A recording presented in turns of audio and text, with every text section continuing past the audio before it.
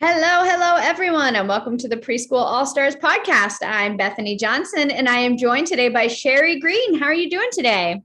I'm doing wonderful. Hello, all stars. Glad to be here this evening. We are happy to have you, and I can't wait to hear about what you got going on. Can you first give us a little backstory and tell us what you were doing before you decided to start a preschool? Oh, before I decided to do this, I was an elementary teacher in public school for 34 years. Wow. Skip back to my first few years of teaching when I started having my own babies. This was always a dream of mine. But, I had my master's degree. I had already got a job in a public school. I thought, oh, how irresponsible. I've got two babies now to just quit and do something that seemed so foreign, so unpredictable. So I never did it. But that idea was always in the back of my mind. So at the end of 2021, I just woke up one day in April before school was out. I knew this would happen, that I would just wake up one day and decide I was done. And, I don't need to tell many of you probably why, who've been in elementary school, politics, this, that, and the other. But I woke up that day. I decided I was done. I'm trying to think, I think I had Joy's book at the time. I hadn't really gotten too involved with any of it, but it got the spark going in my mind, So I put in my notice. And for that last month of school, I was reading the book. I was already ordering things, in my mind. I was checked out of elementary. I was in preschool now. Mm-hmm. So anyways, that's my story. And I took that leap of faith. I gave up a solid income that I'd had for 34 years. I'm divorced, on my own, own a home, and, also benefits. There was a lot that went with that, but with the help of Joy and the All-Stars and the confidence I had in myself, I knew I had what it took to do it. Mm-hmm. I had the teaching ability down pat. I had the rapport with parents and kids down pat. But with, joining All Stars and reading the book and having Joy and watching, all of the videos, I was able to get that background of actually starting my own business, the background of how ways that preschool might be different than, say, elementary school. I'd worked with smaller children before, Bible schools and this and that and the other, and I'm a private tutor as well. But I think without the guidance, the step-by-step guidance that we all receive, from Joy and from the All-Stars and from all the materials, I'm not so sure I'd be as successful as I am today. So. Absolutely. Yeah, totally. I'm glad you mentioned that because there's so much that goes into it. And with elementary school teachers, I mean, we're used to the teaching. It's the business part that's so hard, but also the parent part, because in this, you have to sell yourself to parents too. So you have to be able to sell yourself to the kids and the parents, and then all the back stuff that no one sees happen, which is exactly problem with. I think about, when we're all talking amongst each other and knowing that I had the background that I did, I just want to praise so many more of our All-Stars who are taking the same leap of faith that I did, but don't come from an educational background, didn't have the years of experience. So I know how hard that must have been for them. And I just praise everybody for what they're accomplishing and taking that leap of faith. Absolutely. Yeah. Okay. So tell me what you got going on. Do you have an online or a local school? I have a local school. Okay. Ran out of your house? Oh, yes. So I figured I already own a home. It's just me. My children are grown. I have a 3-bedroom home. So I turned my garage into a beautiful classroom. Yes. Most people that step into it are like, oh my gosh, this is a garage. Yeah, that's nice. I love it. Whenever they do that, they're like, wait, this is a garage? I'm like, yes. I know, this is a garage. I know. I don't know. Do you want to take a quick spin? You want to take a spin? Yeah, totally. Spin us around. Okay, so there's a bunch of junk on the table right now, but all right, so here's this. Ooh, I love the shelving. You got some nice cabinets there. Did you add those in preschool, or did you already have that? Well, the one, let's see, I can't see what you can see. The one right there, I just got this past weekend from a resale store. I had a different shelf, but it was not as nice. Okay. So let's see how to do this right. Make sure you see the stuff here. So then you kind of come around, you got a trading table over there, and then we got our workshop over here. Right. We got all this over here. And then over here, can you see the kitchen? Yeah. Okay. Love it. So, and there's the door into my other world in my house. So, Totally. and then behind me, all the teaching things and I all love that. it. Was it already like finished before you decided to do this, or did you have to do a lot to it? I did the minimum. So I live in North Carolina and the weather is very mild here. So I did not go the whole 9 yards of actually insulating my garage and redoing walls and all that type of stuff. It wasn't finished. I did have some little carpeting down in it, and that just when it was my garage. But I'll tell you the best thing that I did do is I put in this. Where is it? I'm all back. I was said back aspirin. But I have a mini split system. That's what I did too. We did a mini split. So that keeps the temperature, always cool, warm, whatever you need to do. So that was probably my biggest investment expense, other than, I can't help myself on the marketplace. I can't help myself. Yeah. So I'm always getting something new for a unit or, a theme or Mhm. awesome. Awesome. But the cabinetry though, real quick, just because I think some newer Yeah, people that's what I was talking about. I love the cabinets. all those cabinets are from the Goodwill Restore. Oh, wow. Every town has one, I'm sure.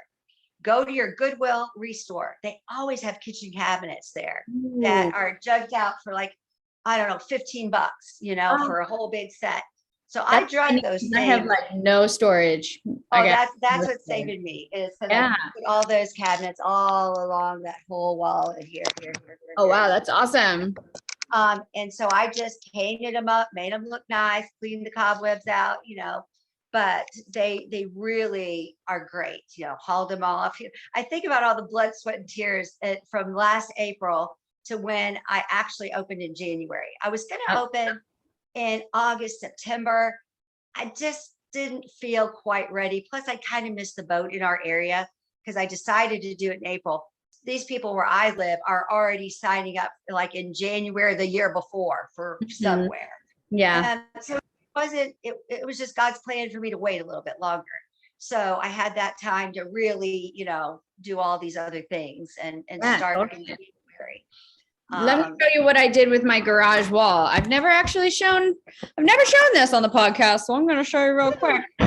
This is what I did for my garage door. I don't know if you can see, I just put a shower curtain over it. I love it. Yeah. Oh, and you have natural light that comes through yours. Yeah. Nice. Yeah. And then I just don't have a window in mine. Yeah, I didn't want to cover it because I wanted that natural light. So I just got the curtain that has mesh. And then for lighting, I just did twinkle lights on the ceiling. I love it. I love how we get ideas. I love the twinkle lights. Yeah. So as I was getting on here, I'm like, my lighting in here doesn't look that good. I don't feel like for a podcast. I didn't think I have a ring light and I didn't even get it out of the box yet. But I'll tell everybody what I did on my garage doors. I painted them the same color as the wall. Nice. Yep. So, and with everything else up there, it's not very noticeable. Totally. Yeah. Perfect. Just make it blend in as a wall. And where I don't have carpet, I used like concrete paint to have some flat surfaces, like to put paintings dry and all that. That's great. So I love having the home and garden episode of the podcast, of the decorating, HGTV, PA. I love having it in my garage and away from the house because because I have no storage in here, like overflows into my living room. Like I have so much stuff that I store behind my couch in my living room and it's already a mess. Okay, I'd be embarrassed to even take this in here and show you. I could barely get into my bed in my bedroom because I do have a storage locker down the street, but it takes me a while to get it out of here, into my car, into the storage locker. So I just throw it in my bedroom because no one ever sees my bedroom. So I'm tripping over it. I think I have a king size bed. On half the bed, there's like totes and stuff. My poor cat is like trying to crawl around going, good God, what's going on in here? Oh, that's yeah. We better hope no one ever has to come here in the night. Right. I also have a storage unit right down the street, but yes, getting the stuff and then I'm always like, well, am I going to need to use it in a couple of weeks? Is it worth it? I know, right? And it's like, Exactly. why do I have the store? I don't know. There's just too much. And what I learned about storage units is, because I'd never used one on a permanent basis, is if you can't go up, you can't use that space efficiently because there's not a lot of square footage, at least the one I have. So Yeah. I've been buying up the cheapo, like plastic 6 shelving units, just trying to go up, trying to stack totes on totes on totes. And for a while that I couldn't even get in there. I took my teacher to actually show her what was in it so we could actually go through it, because she's very organized and I'm not. And I've had this, this whole time, and I've just been like kind of throwing stuff in and whatever. And it's just so hard to keep it organized so you can actually use. I feel like stuff goes there to die. Like I've almost never. I'm super organized and I can't even keep up with it right now. So, but I know. I feel like here's the other thing too. I am continuing on all summer with my programs, like a summer camp. And I do have 4 students who are with me all day. That's just what the need was. And when you're a brand new business, you don't turn anybody away. Yeah. That's the word of mouth. And what's funny is those 4 people, 3 of them were teachers, and they spread the word around their school where I got 5 or 6 or 8 more of my people. So so I don't really have a break this summer, which, I'm used to having somewhat of a break. That was my first summer too. I went straight from teaching and then did the summer. And then last year I also went straight through, but this year we got a grant. So nice. Some of it on employee retention. And so I was like, what if, and last year I had a baby and I didn't really have the maternity leave. I hired a teacher, but it great. I was just working right through the summer. So I'm like, this is going to be my 1 year later maternity leave, and I'll be able to pay my employee while we take the month of July off, and everyone will be happy. And that's so nice. I want to talk or get on something sometime. I want to learn about these grants, because I see a lot of our all-stars are getting grants. So that's something I need to know about. I got a lot of money in grants this year, but it was from the American Rescue Plan. So like all the COVID stuff. But I do want to look into grants that don't have to do with COVID, because that COVID money is drying up now a couple of years later. I know, right? I didn't get in on that bandwagon quick enough. Maybe one of the teachers who's really good at it, can like maybe give us a little workshop on grants, because these grants were pretty easy. Like the childcare in Nevada was reaching out to us because they're like, we have all these grants. So I just had to fill out some paperwork. But I know like when it comes to grant writing and stuff, I don't really know how to do that. So it might be, I wonder if we can request a little workshop on getting grants. I have a son that writes grants. I can do the workshop. Yeah, there you go. I don't know if it's the same. He does IT and grant writing for big corporations and stuff. I don't know if he could like tailor it down to preschool. Just have to find the grant and write. Yeah, there you go. Maybe your company will just give me a grant. But are you licensed or not? Yes, I'm licensed. Are you? I haven't taken that step yet. Okay. So how many kids can you have without a license? Well, I think it's like 8 here. And I have 14 in my roster, but because of how some are Monday, Wednesday, Friday, some are Tuesday, Thursday, and then that little handful is every day, I'm, flying right under everything. Yep. And so classes. What's that? How long are your classes? 2.5 hours. Okay. So do you have 2 classes a day or just one? We worked out like from January up until the end of May. I kind of had to. Most of so I have those kids that stay all day. Then I had a handful that came to the morning class. Only one person plus my kids who stay all day were in the afternoon. Okay. So I kind of he did the things that the kids in the morning did, that handful. And then my kids who stay with me all day did it with him in the afternoon. There was a lot of like juggling going on, but teachers were good at that stuff. Yeah. So anyway. So you opened in January, right? You said? Yes. And how many kids did you have when you opened? When I opened, let's see, I had Bo. Okay, so I had 1, 2, 3. So one was one of the ones that was going to be all here all day. Poor little guy have been kicked out of 2 other preschools. Oh no. Just because he's just a cool kid, but he's Bo. Mhm. And one of my best friends works with his mom, and she was coming in saying, "Oh my gosh, these preschools are horrible that I'm sending him to. Nobody knows how to really, reach him and really, help him. We've been through a divorce, da, da, da." So my friend, of course, was like, "Oh my gosh, my friend just, you need to call her." So I was their saving grace, and he just is thriving and doing great here. And Okay. then I had 2 neighbors sign up for my 2s and 3s play and learn on Tuesdays and Thursdays. So Okay. I So you started with them.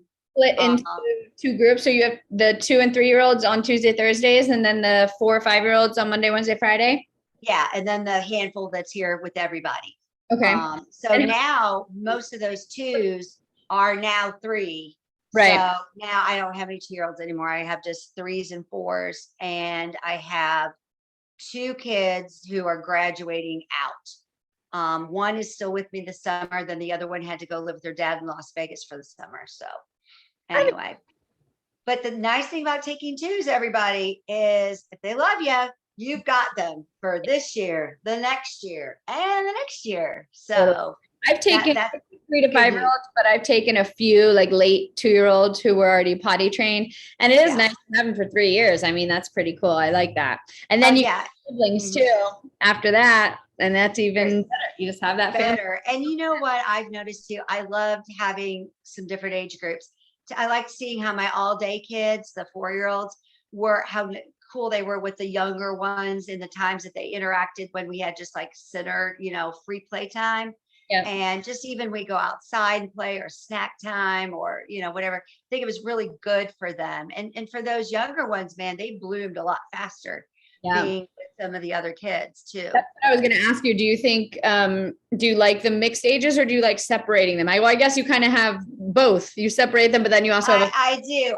In a perfect world, of course, separating is a little bit better because, of course, when I have some of those 2s and 3s there, and I've got the older ones, we're trying to sit in a group time, and then a little 2-year-old just wanders off, and then the 4-year-old is going, where's she going? Why is she doing it? Come back, So you know what? it's I find it funny that it's harder. It's not the little ones wandering off that is the most disruptive. It's the older ones being like, they're wandering off. They're doing exactly. Yes, this. yes, you are right. Worry about me. Why do we have to do this, but they, Mhm. so because sometimes I'm just like, it's okay, right? For right now, it's okay. Well, I give you guys instructions on this.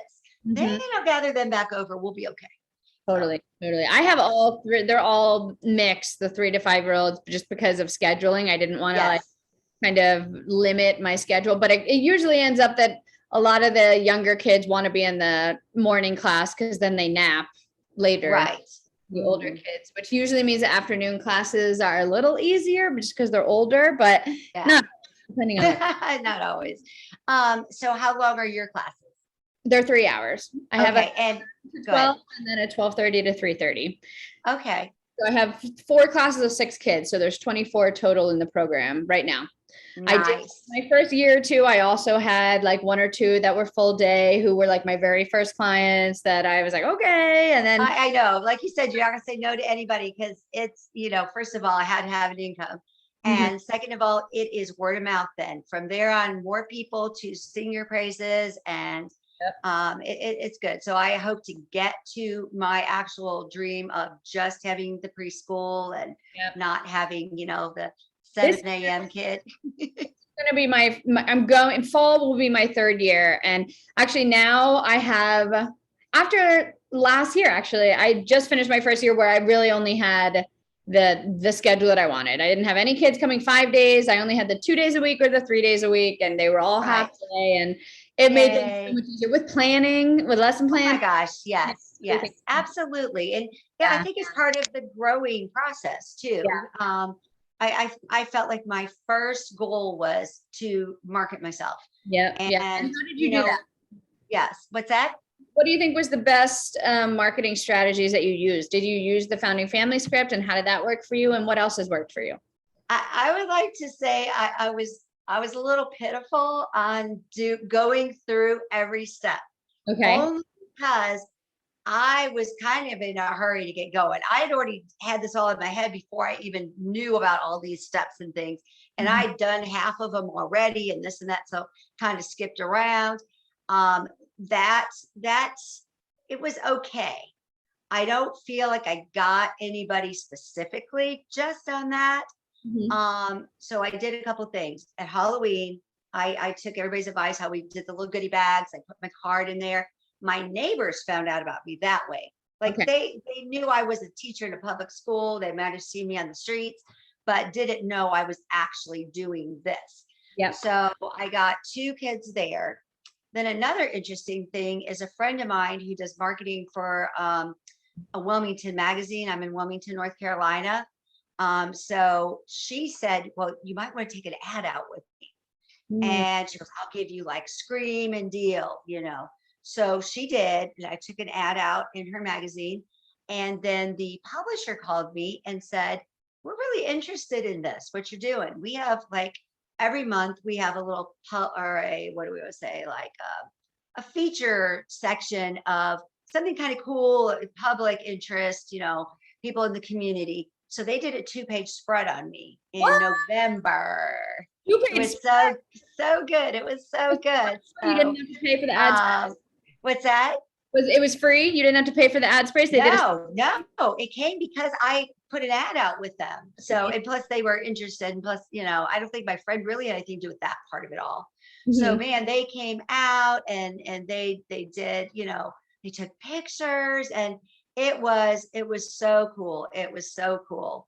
That's awesome. I know it was nice. It My made very it. first year, I made a video tour before I even really opened, just to put it online because I was trying to, I was trying to get those people. And Yeah. then someone from a local like Fox 5 news station found it, one of the reporters, and messaged me about doing a story. So they did a whole story on the news, and that really, really helped. Oh my gosh. And I felt like it gave me huge credibility, you Oh, know, like yep. as seen in this, you know, magazine. So, Now I use it um, all of my, whenever I'm on Facebook and I see people looking for preschools, I have my little blurb and then I link to that, yes, the, I know. The other thing I will have to say that I was super surprised about. So going through the process and I don't remember if it was in the 30-day or which part of it all, Google My Business. Hmm. I set up a Google My Business. I will tell you, probably 75% of my people found me on Google My Business. awesome. And I get, you know, the message that someone has left a message on Google My Business Yep. and their name, their phone number, everything's on there. And so that's been a really great thing to do too. So, And I'll tell you, um, up until honestly, even a few months ago, almost all of my clientele came from Facebook and came from uh-huh. me on moms groups, just, Yes. my 2 cents in every time someone was looking for recommendations. But recently, because I have so many reviews now, because I ask all of my people before they leave to give me Yes. amazing reviews, now Uh-huh.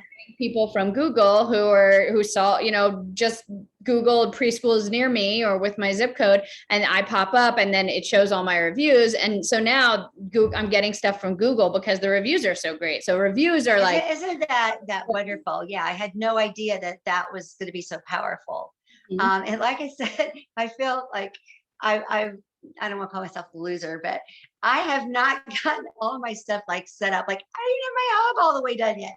I so I don't know it got my help because months ago. I was trying to run my business while Yeah, trying to set it get up. ready to run my business that I already started. Does that make any sense? I was the same way. I think we're all kind of there. We're all just trying to get everything while we're doing all the stuff, and Exactly. I Oh mean, my gosh. right? You're full. What's that? The program is pretty much full, right? It's pretty much full. So I have, like I said, those two that are graduating out. Mhm. So I really do have, once August hits, I will have at least I have to do a little map on it here and see, or I can get more kids that come in the afternoon because I only had that one plus the few kids I kept.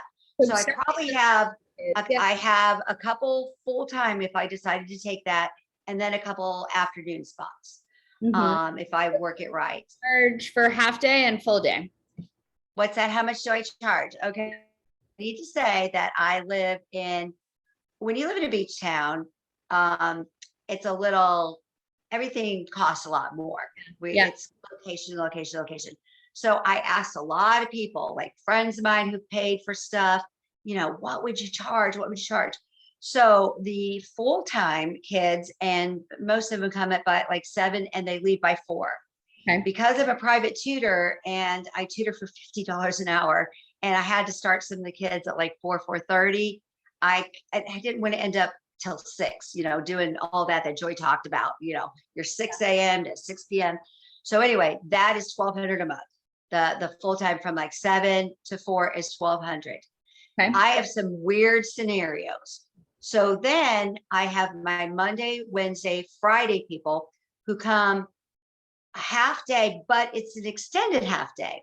So instead of just being from the 9 to 11:30, most of them stay till about 1:30. So they have lunch with me, kind of like some people do lunch bunch or whatever, because that's when their parents can get back for them. Okay. So they're paying about 350, 375 a month. Okay. My half day, so the guy that came in the afternoon, they only wanted 4 days. So he was just afternoon 4 days. It was 500 a month. Okay.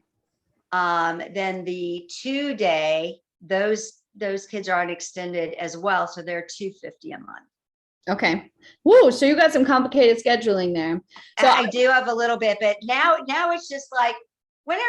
So I have what I did. I have one of the coded entrances to my home. So my parents have a code during my business hours. So when I'm in the classroom, it doesn't matter. I don't have to hear a door. I don't have to hear a bell. They just come right in. So it got to the point for a while. I'm like, when I see you, I see you. I mean, I've got my stuff ready to go, and and every so often, Mom says, "I'm going to be a little late. Can you keep up a little more?" I'm like, "Okay." Yeah. Yeah. I recommend as you get new kids, because now you have that word of mouth and you're getting to start to get the new kids. I mean, start to, have if you're do you want to do 2 classes a day? Is that what you're aiming for? If I'm going to have some other kids all day, I might as well. It's not like I'm going to be free the rest of the day or anything. Exactly. So I recommend setting that schedule and then putting your new kids on that schedule, or else you're never going to get to what you want. You're going to continue. Exactly. And I've thought about that. So when I first started out, I wasn't quite charging as much. Mm-hmm. And then as new people came to me, I said, "Well, what were you paying at your other place?" That's what I always said. "What were you paying?" And I always went down just a little bit, but they were throwing out the numbers. So I figured I'm worth it. And what you get here doesn't even compare to what you get in what I call the big box places. Plus the experience, the knowledge. I'm national board certified. You get a very warm, loving environment. It's almost like preschool at grandma's house, which I am a grandma. Yeah. I have twin grandsons. They're going to be 6 in a couple weeks, but nice. so anyway, yeah. So part of it is, I think these people are willing for what they're getting in this environment to pay, a little bit top dollar. Yeah, no. So I don't know if that seems high to all of you on here. I don't know who's all on here, but it's just us. Okay. But whoever's going to listen to this. Yeah. No, I mean, it just depends on your area. It's all specific to your area, because I'm in Las Vegas and I charge for Monday, Wednesday, Friday, half days, just 3 hours. I now went up this year. I'm charging 15 a month for the 3 15 a month. Okay. 2 half days. I charge $295. And I went up. I was the first 2 years, I was $275 and then $395. And I was like, I have to raise my prices this year, but I feel so weird doing that. So I only raised it on my new families, and I only did it like $20, even though I should have probably done it more.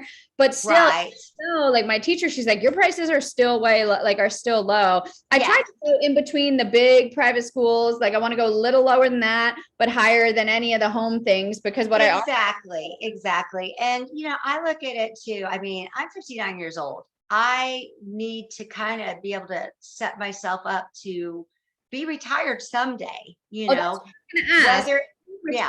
school district, or did you just put in, because you had 30 years, didn't you say you had 30 years? Yes, but it's complicated because I'm from Indiana originally. I taught 21 years in Indiana and Okay. then the rest here. And where it gets super complicated is that rest here, after 7 years, I left for a year because my mom wasn't doing well back in Indiana.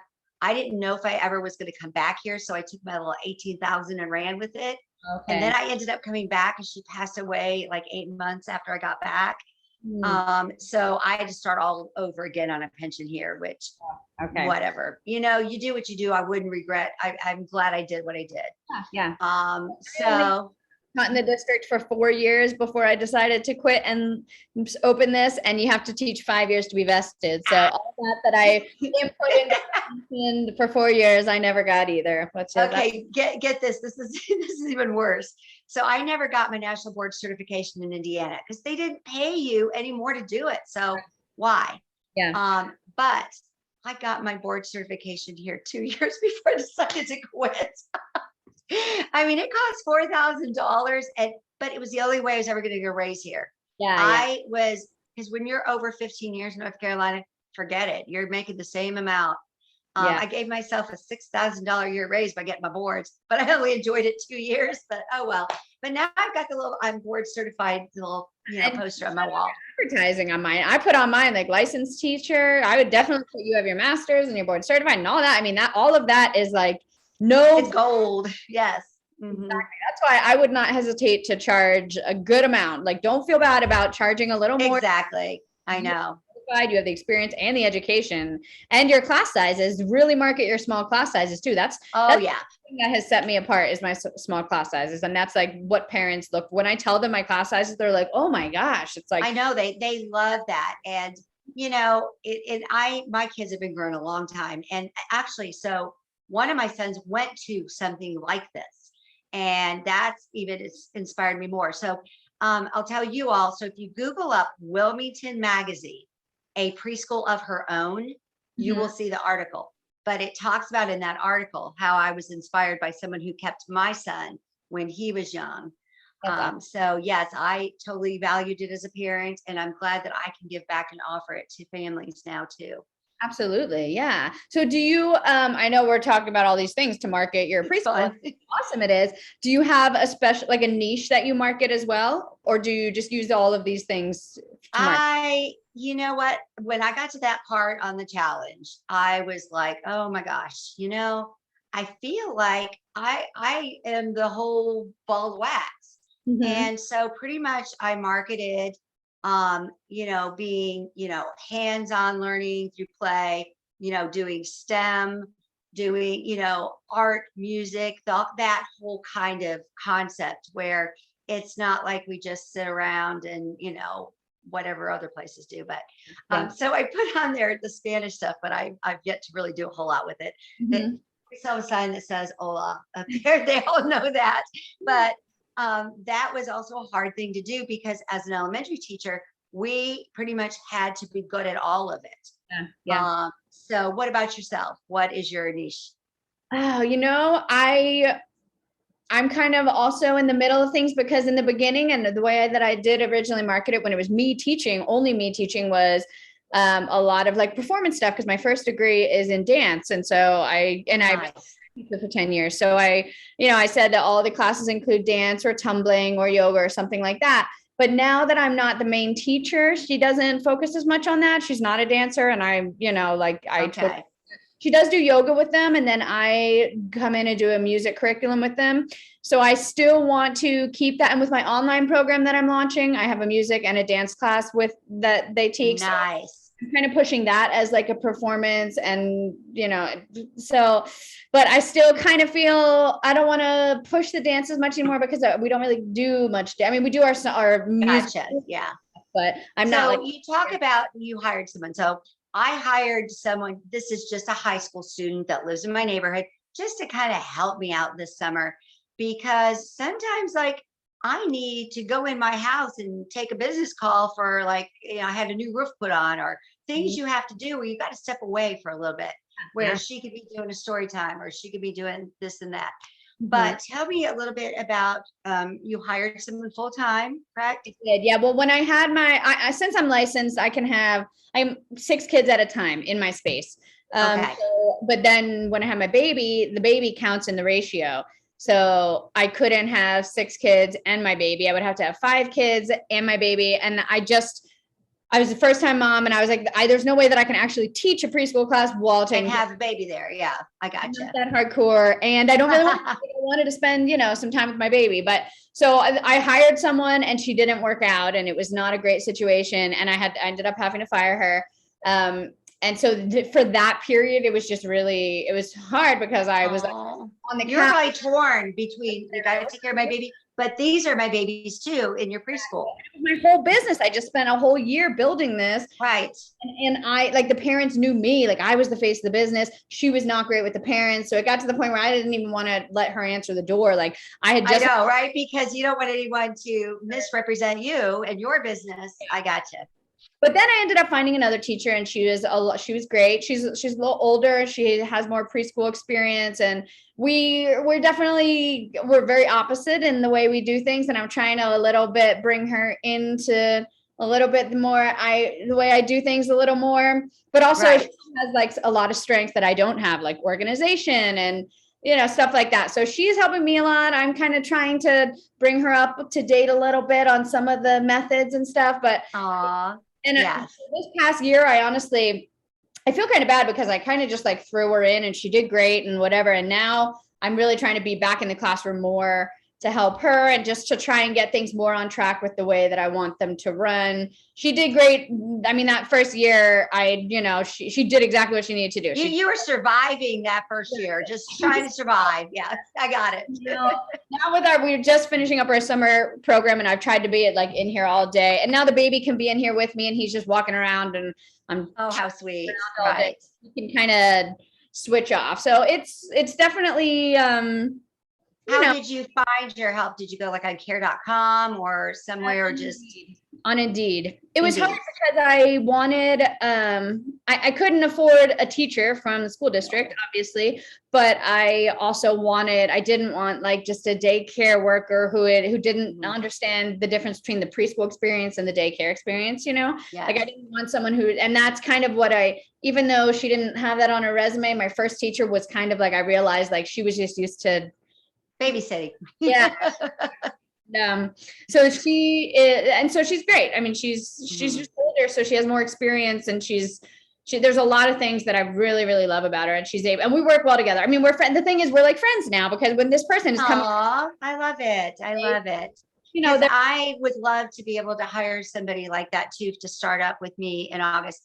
If I could get my assistant from the school system to quit, she's so unhappy. My one from when I was there, because they don't even make that much. I mean, I think I talked to her one time, and if I just paid her, I think I'd only have to pay her like $12 an hour to make what she makes. I mean, it's awful.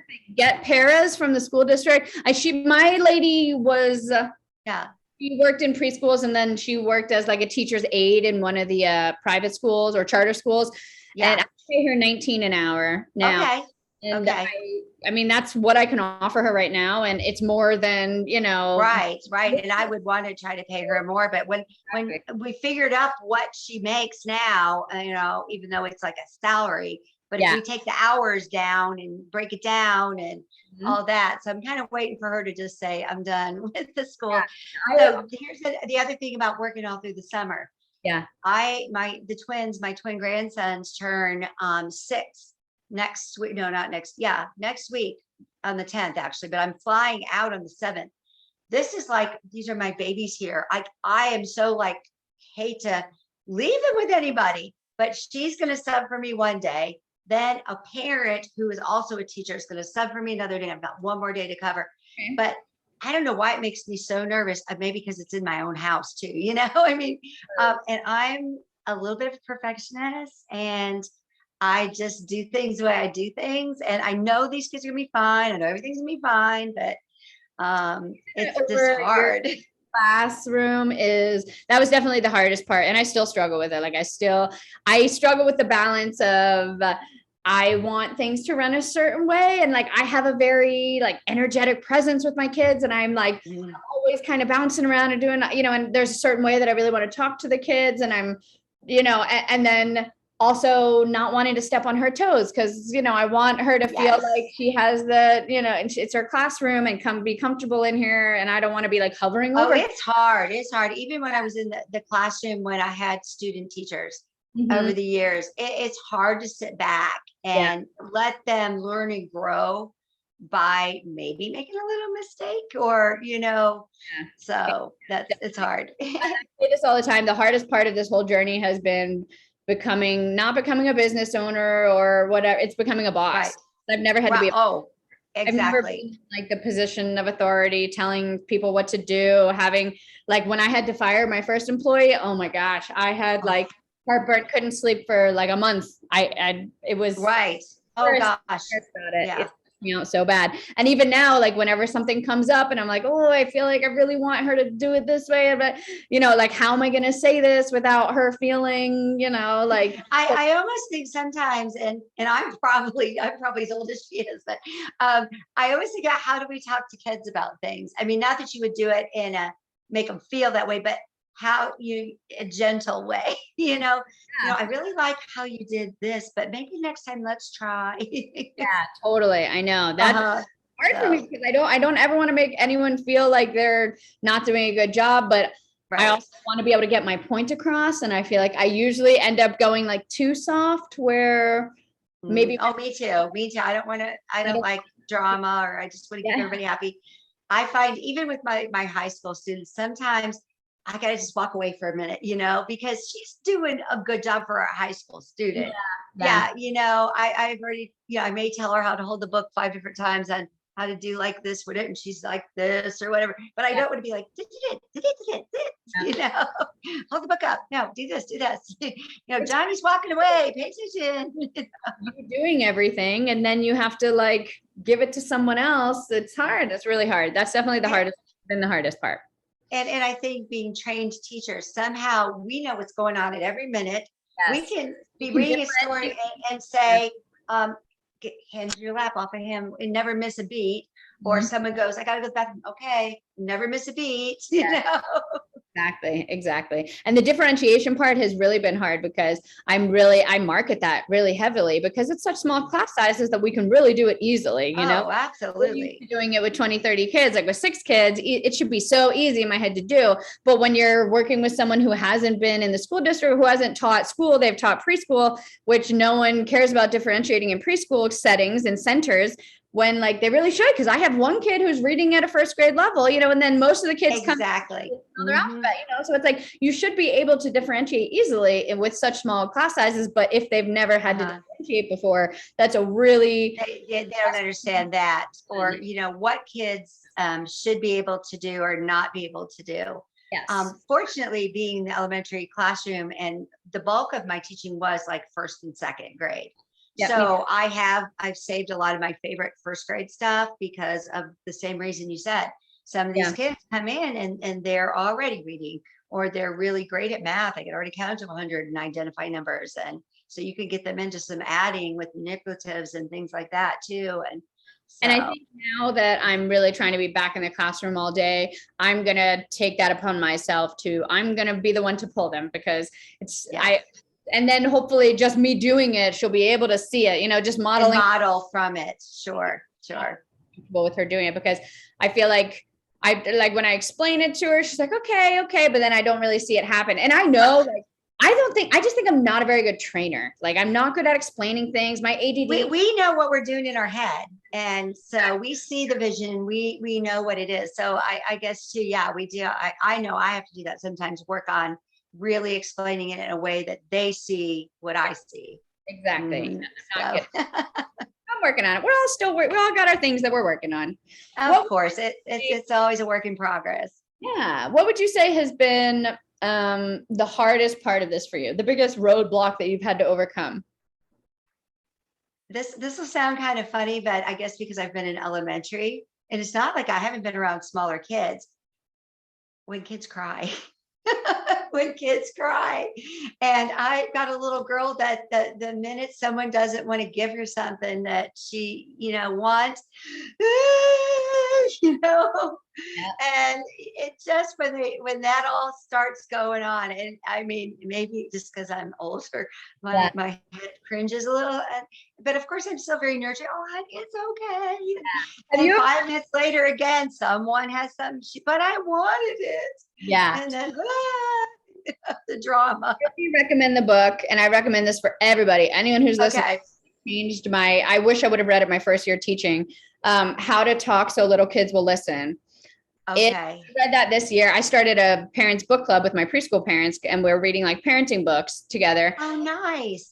That was the first book we read, and all of us were like, this is life-changing. Just like ways to talk to little kids when they're crying over stuff like that all the time, just like. Okay, hold on. I got it right. Or send it to me or something, so I'll remember it after this. Right. Listen, they have a older versions called How to Talk So Kids Will Listen, and Listen So Kids Will Talk. And that's more for like preteens and teenagers. And I read that first. Gotcha. It was a little kid version. I read that first and it was great. And then we read the How to Talk So Little Kids Will Listen. And it's just been like, I've been using these strategies in my class now and it's been like night and day. And I'm great. So you understand what I'm talking about. You've had that before, or the kid that gets mad and throws the toy down and marches off, and then he threw a toy. So it's just a little, and because my own kids haven't been little for a long time, and it seems so easy to me. You talk to them over and over. Okay, now, so she'll give it to you when she's done. You just go play with this. It's just during that free time sometimes that it gets, totally. That's crying. Gets on my nerves. They're at preschool to learn how to do this, how to share, how to do this. So like exactly. And it's funny because I know they're learning this, but I don't see it as much as the parents see it. The parents are like, oh my gosh, in the first month, I can't believe how much she's matured and how much and in my head, I'm thinking, really? But yeah, they see it because they knew, they know their child. They know their child has some issues with this or that or the other, and they want help just as much as anybody. Totally. Yeah, that's why I started that book club, and it's really been great because I see all their kids and I know what their kids are struggling with, and then their parents tell me what they're struggling with, and then once we read these books together, we can kind of talk about how we're implementing the strategies, how it worked at home, how it worked in the classroom for me, and it's just, and then I get to know the parents more, which is good because I love having this small community. Like 24 families is great because we can have all school play dates, and then having the moms who want to come and do the book club. It's just great because we really get to know each other, which helps me with their kids. If I know what's going on at home, then I can understand some of the behavior in the classroom. Absolutely. And I always felt like in the elementary school and classroom, that was always one of my gifts. I always was very connected to the parents and the families. And once you've been in my class, you've been in my heart forever. And there are kids that I taught 34 years ago now, found me on Facebook. I see them with their children and they all like, I wish my kids had a teacher like you. Or, so it's always been a strength in the school district because I felt like I couldn't have that because most of the parents spoke Spanish. And so it was really hard to find a translator or each other. And two, I didn't even see them very often. They went home with a sibling or whatever. So, and then getting a hold of them was really hard because they worked a lot and their hours. It is hard. So, and I knew that they had hard home lives and I couldn't get a hold of the parents. So I was just kind of like struggling with not being able to connect that. And that's why I love it so much here, where I see these parents every single day at drop off, where they're coming to my front door. Exactly. So the first probably 14 years of my career, I taught inner city. And so kind of the same thing. A lot of the families didn't even have telephones, but they walked. It was a community school where they walked their kids to school and back. Okay. And a lot of grandparents would walk the kids in. And so I really got to know those families. A lot of them were unemployed or, and they would come and volunteer to help out, as best they could. And so I really did get to know them well. Yeah. I wish I would have had, I mean, in my first, I only taught for 4 years in the district before, Uh-huh. there were so many things that I wish I would have done better or done more of, or, done whatever it was. And that was a thing I struggled with, was I felt like I didn't know the parents, and I wish I would have had more research, more. I wish I would have pushed it more, found out ways to do it more, found the translator to do it, but Oh yeah, but in those first few years, you are creating the wheel as you go along, and you're changing it up because every family is different, every school year is different. Yep. So I I probably didn't ever feel like I had everything just how I wanted until probably about year 20. Yeah. Yeah. So no, but I was always a growing and changing teacher, not the Absolutely. one that just pulled the same files out for 20 years out of the cabinet. And You have, um, I mean, to be the best, you're always growing and changing. You never want to stay. absolutely. And So because speaking of education has that, grown and changed, yeah. I've seen it all. If you think about 34, I started in 1987. Oh man. And in semi-retired from it, whatever I want to call it, even though I don't get the money, Yeah. in 2021. Yeah. So Wow. technology in itself in that span, Mhm. families in that span, how family dynamics have changed, how so much has changed. Oh, I And can only imagine. just the school systems themselves and the politics of it all and all that curriculum Mm. changed drastically. I don't want to go there. Common Core, I don't want to go there. I But, understand certain math worked perfectly. We all grew up just fine. Why did they have to try to recreate it and make it complicated for kids and parents to do Yeah. when, if the wheel isn't broken, don't try to replace it. Yeah. So There's so many. I mean, we have so many teachers, oh my gosh, leaving in mass. The new teachers leave in mass, and the older teachers, because they're it's sad. I don't know what's going to be left, no, I don't either. Yeah, Mhm. it's scary. So I since know. you talked about your biggest challenge, what is the biggest thing that you've learned this year?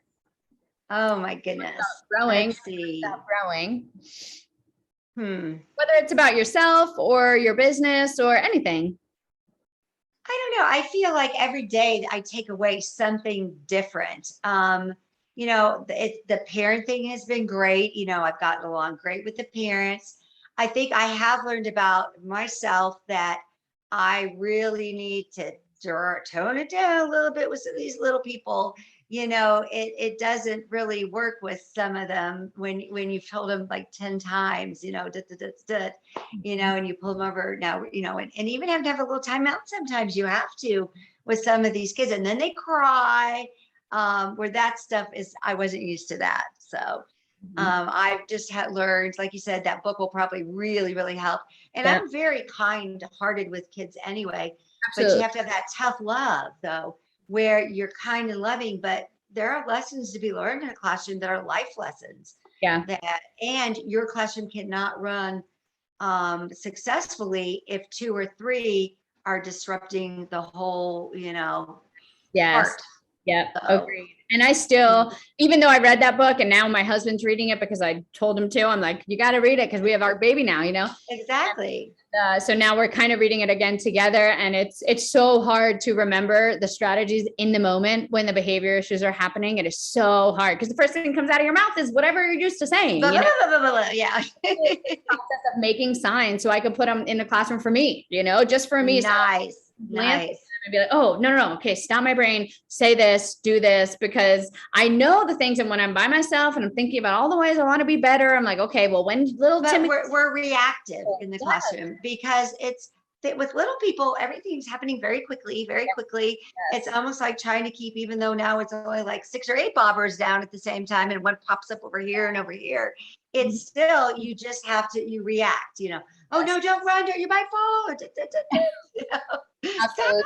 And then at the end of the day, I'm like, oh my gosh, all the things that I said I was going to say and do. I'm like, I don't think I I did it. know. And here's Wow. one takeaway just from being a teacher as long as I have been. I swear the kids I would have been the hardest on, the kids I have just over the years, I feel like the ones that love me the most. Mm. I don't know how that, when you feel like, oh gosh, they're just going to be, that Miss Sheri, That's you true. know, Because sometimes you're the only one that gives them these boundaries, and kids need boundaries. exactly. And when I you know. And I have great kids and great families, but where I am now too. But it doesn't matter whether you come from inner city, whether you're a different culture, whether you are, from the wealthy, kids Mhm. are kids. Yeah. And, families are families, and they all have the same similar kind of struggles with raising kids. And Mhm. I think in today's world, I'm gonna sound like my grandma now. Today's kids, it's even harder because there's distractions, so many distractions. Yeah. And so, but So many of them anyway, are being raised on their tablets pretty much. That's what I'm realizing. And that's why exactly. those are so lacking. I mean, we also just got it out of a pandemic, so most of them couldn't leave even if they wanted to. But like now it's really, I feel like I'm really seeing the effects of just so much screen time because I have seen it for years now. Yes. it's A couple things. And I know parents do their best, and, they're all working so hard. So Mhm. sometimes they come home, they need a few minutes. So it's easy to just give them a tablet or this or that. So a couple things I've noticed now is kids do not have an attention span like they used to for listening to a real person in a real setting. They Yeah. need the bells and the whistles to always be going off like it is on their tablet with a game. Mhm. So I feel like now I've never seen attention spans so short, and kids seem so, I don't want to say ADHD, but kind of, because they're so used to that. And then on the other hand, kids who, some of them, you hand them a crayon, they don't know what to do with it, Yeah. or this is boring, Mhm. because they're used to electronic things entertaining them. So that old fashioned, like just drawing and coloring, and some think it's boring. You try to make it exciting. And I'm not speaking so much with my preschool, but this was more in the elementary school. Yeah. Yeah. Yeah. So do I have to color it? Do I have to color it? Exactly. This is I heard that all the time from my first and first second. graders. First graders is supposed to love to color. Totally. Yeah. I remember hearing that all the time and be like, I'm asking you to color. This is the fun part. This is the I fun part. know. Those were the old days. That's another thing. One of the podcasts I was listening to is just like how kids need to be able to be okay with being bored because that's how creativity happens. That's how Absolutely. ideas happen, but they're not. They can't be bored for a second now. But so Oh, that's I know. huge issue with kids these days. They just have to be stimulated. They don't know how to be bored, which is we need to learn how to be bored. I mean, there's times when And we have to also learn that everybody doesn't win all the time. You yeah. know, I don't know. You and I feel like you and I could just go on forever. I know we're getting off track. Okay. When my kids were young, I mean, even like their soccer teams or baseball teams, whatever, you had winners and losers. Not that I ever wanted any kid to feel bad, and everybody was made to feel good. But now it's everybody wins. Mhm. Everybody wins. Everybody gets trophy. Everybody wins. And so now I feel like I've noticed I've taught fourth grade and other grades as well, that the drive to get better at anything or to be a little competitive for yourself isn't there anymore, because it doesn't matter if I do a little bit and he Yeah. does a lot, we all win. What we do in class, we've had to start this because we were playing little games like musical chairs or, at any game we bring Yeah. games to play. We have to practice a lot. Okay, what do we do if we win? We say good game. What do we do if we Yes. lose? Lose. We Exactly. go around and we say good game, good game, good game before we Mhm. play the game, because I when we know. don't, then we just have meltdowns when we lose, like Yes. or we have like obnoxious bragging when we win, and like we don't want either of those. So we're Exactly. literally go, good game, high five, good game. Okay, now let's play. And then when I Yes. see them getting upset, oh, they didn't get the chair, and what do we say? Good game. I'm like, okay, yeah. And then they're like, We tried to get it out of them. And I think that's the other thing too, about being, teachers with experience. We can foresee already what's going to happen, so we can back up the ship and go ahead and be proactive to teach that before it happens. Anyone in education, you're going to learn that eventually. because you're going to do something and then this is going to happen. So the next time you're going to do it a little different. So absolutely. mhm. All right. So where do you see your business going in the next 5 years or so? Where would you like to see it go? First and foremost, I would like to just have, say, 2 sessions of preschool Mhm. and be able to hire someone full time so that all of it isn't just on me. Yes. Yeah. Because another reason I left public school is because I was working myself to death. I Mhm. mean, all hours, days and night, it was never enough. It was never going to be enough, no matter how much you did. Yep. I need to give myself a little bit of, a life.